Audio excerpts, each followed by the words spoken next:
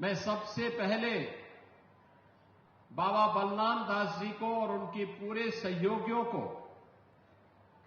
अपने पूज्य गुरु की पुण्य स्मृति में इस प्रकार के भव्य आयोजन के लिए मैं उनको हृदय से अभिनंदन करता हूं और हिंद केसरी के रूप में जिन्होंने भारत और भारतीयता के लिए पूरा जीवन बजरंगबली की साधना के लिए समर्पित करके वर्तमान नौजवानों की टीम को स्वस्थ शरीर के बारे में पहलवानी के इस कार्य के साथ जोड़ा। ऐसे हिंद केसरी के रूप में विख्यात ब्रह्मलीन महंत बाबा हरशंकर दास जी महाराज की पुण्य स्मृति को नमन करते हुए उन्हें मैं विनम्र श्रद्धांजलि अर्पित करता हूं। मुझे बहुत अच्छा लगा कि अपने पूज्य गुरुदेव की स्मृति में श्री हनुमत विराट महायज्ञ, श्री रामार्चा महायज्ञ,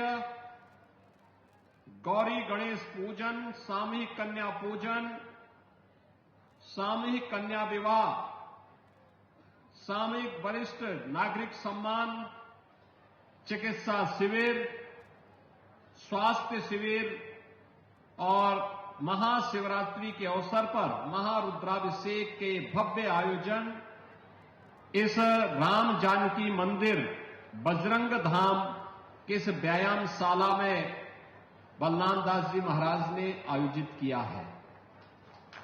आप सोचो, बाबा हरशंकर दास जी महाराज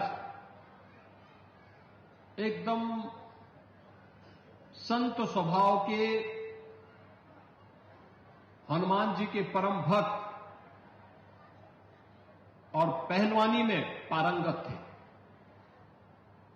सैकड़ों नौजवानों को उन्होंने इसके माध्यम से धर्म के मार्ग पर चलने के लिए, राष्ट्र की रक्षा के लिए कैसे नागा सन्यासी अपने आप को समर्पित करते रहे हैं। बाबा हरशंकर दास जी महाराज का जीवन चरित्र उसका उदाहरण है और आज उनकी पुण्य स्मृति के इस कार्यक्रम के साथ मुझे जुड़ने का सौभाग्य प्राप्त हुआ है। मैं इस अवसर पर उनकी स्मृति को पुनः कोटि कोटि नमन करते हुए उन्हें विनम्र श्रद्धांजलि अर्पित करता हूं। बहनों और भाइयों, यही है हमारी सनातन धर्म की परंपरा। बाराबंकी जनपद कहते हैं कि हिरण्याक्ष राक्षस को मारने के लिए भगवान ने 12 रूप में इसी जनपद में अवतार लिया था। भगवान विष्णु के जो अवतार हैं उनमें 12 अवतार की भूमि बाराबंकी। भगवान लोदेश्वर महादेव का पवित्र धाम बाराबंकी जनपद में, और यही जनपद है जिसने हॉकी के एक महान खिलाड़ी जिन्हें पद्म पुरस्कार से भी सम्मानित किया,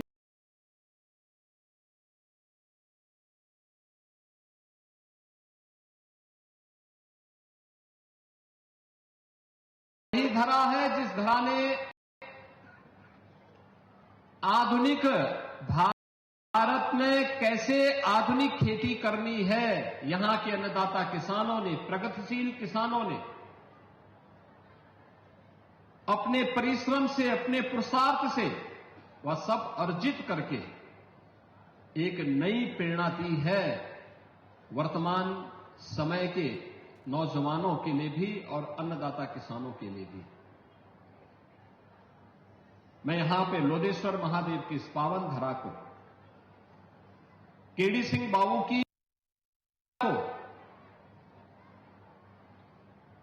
यहां के प्रगतिशील किसान को भी नमन करता हूं, जिन्होंने इस जनपद को एक नई पहचान देने के क्रम में आगे बढ़ाया है। और यही कारण है अब लोदेश्वर महादेव के मंदिर में भी भव्य कॉरिडोर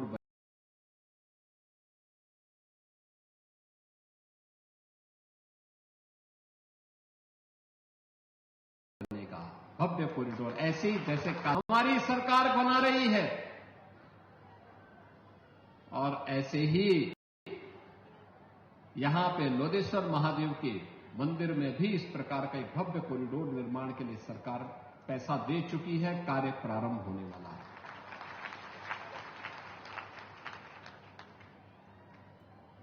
केडी सिंह बाबू की हवेली बिक रही थी,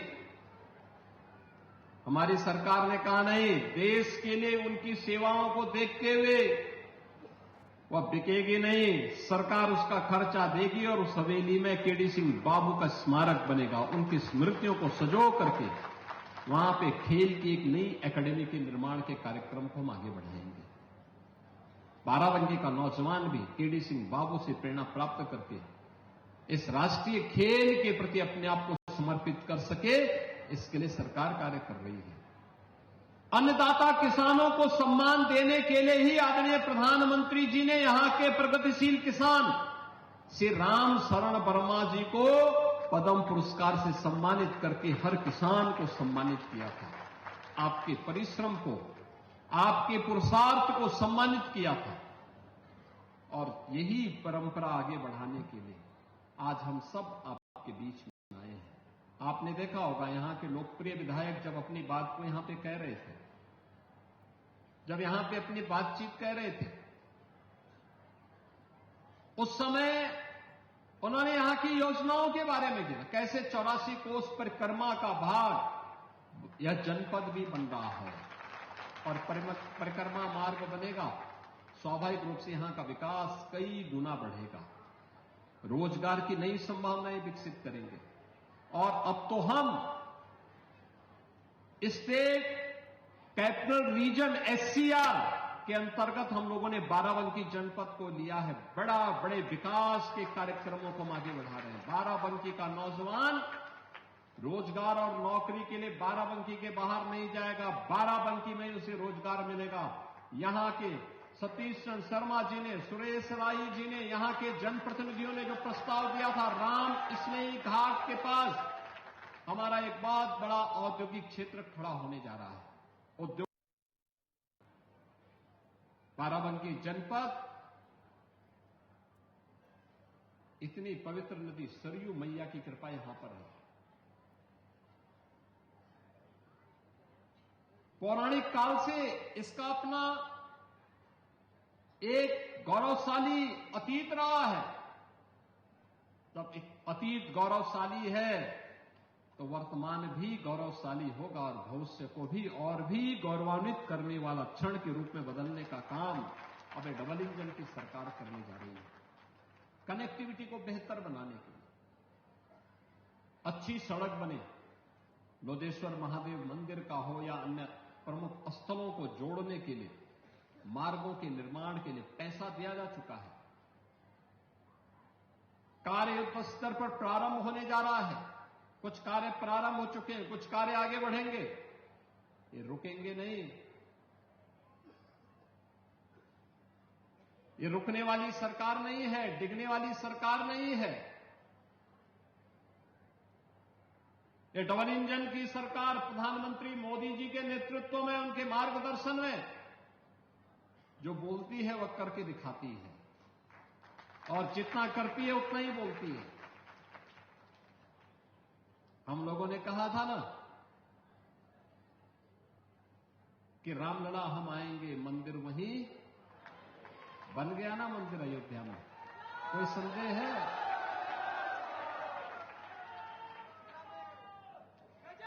कोई संदेह है? और हम आज फिर इस बात को कह रहे हैं कि कयामत के दिन तक भी कभी, कयामत का दिन तो कभी आना ही नहीं है, और इसलिए बाबरी ढांचे का पुनर्निर्माण कभी होना ही नहीं है। जो कयामत के दिन आने का सपना देख रहे हैं, ऐसे ही सड़गल जाएंगे, कभी वह दिन आने वाला नहीं है। और उनके सपनों को ऐसे ही हम अपनी विरासत को सम्मान देते हुए भारत की गौरवशाली परंपरा को, सनातन धर्म की इस परंपरा को, जैसे प्रधानमंत्री जी ने 25 नवंबर को अयोध्या धाम में आकर के सनातन के प्रतीक श्री राम मंदिर में भव्य केसरिया ध्वज का आरोहण किया था। ये केसरिया ध्वज हमेशा ही भारत के इस गौरव को, सनातन के इस गौरव को आगे बढ़ाने का कार्य इसी मजबूती के साथ करेगा। बहनों और भाइयों, आप याद करिए ना, अयोध्या में 500 वर्षों के बाद एक गौरवशाली क्षण हमारे सामने आया।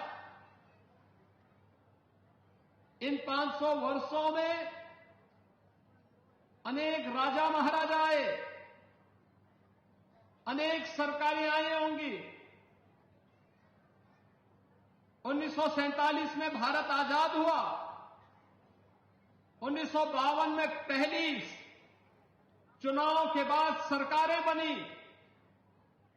लगातार हर चुनाव के बाद सरकारें बनती थी, फिर चुनाव होते थे, सरकारें बनती थी। अयोध्या में भगवान राम का, उनकी जन्मभूमि पर भव्य मंदिर के निर्माण का कार्य हो, आखिर ये उनके मन में क्यों नहीं आया? आज तो हर व्यक्ति कहता है कि साहब राम हमारे भी हैं। हमने कहा सभी के हैं, राम तो सबके हैं, भेद इसमें है ही नहीं। लेकिन कुछ लोग हैं जो अवसरवादी रवैया अपना करके जब संकट आता है तब राम याद आते हैं और बाकी राम को विस्मृत कर देते हैं, राम को भूल जाते हैं। इसलिए भगवान राम भी अब उनको भूल चुके हैं। अब उनकी नैया कभी पार नहीं होनी है, उनको कभी आगे नहीं बढ़ना है। इन रामद्रोहियों के लिए अब कोई जगह नहीं जो राम भक्तों पर गोली चला रहे थे, राम काज में बाधक थे। इन लोगों के लिए अब कोई जगह नहीं। और जो लोग अभी सपना देख रहे हैं बाबरी ढांचे का, तो उनको हम भी ये बता देना चाहते हैं कि कयामत का दिन कभी नहीं आने वाला है और कभी नहीं आएगा।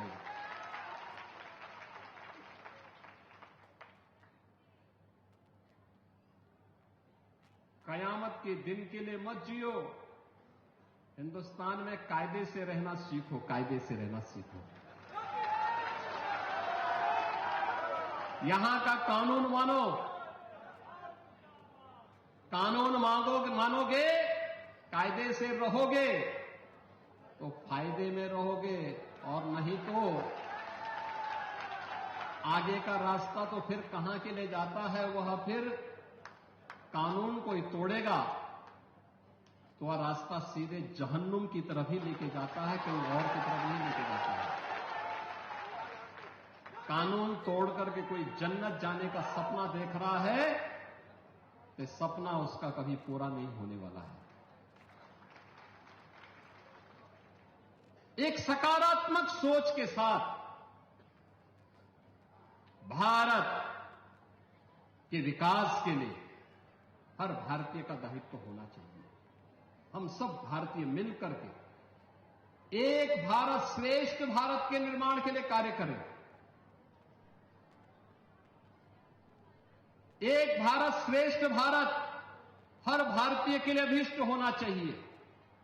हमारे जीवन का संकल्प होना चाहिए, हमारा देश वैभवशाली हो, हमारा देश विकसित हो। हर संत की साधना अपने देश के लिए होती है,